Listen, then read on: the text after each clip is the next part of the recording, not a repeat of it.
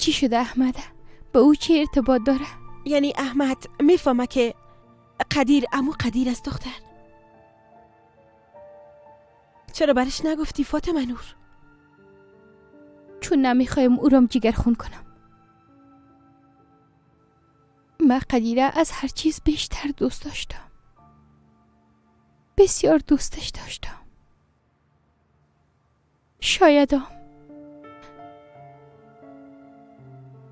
شاید حالی هم دوستش داشته باشم، اما قلبم بسیار شکسته.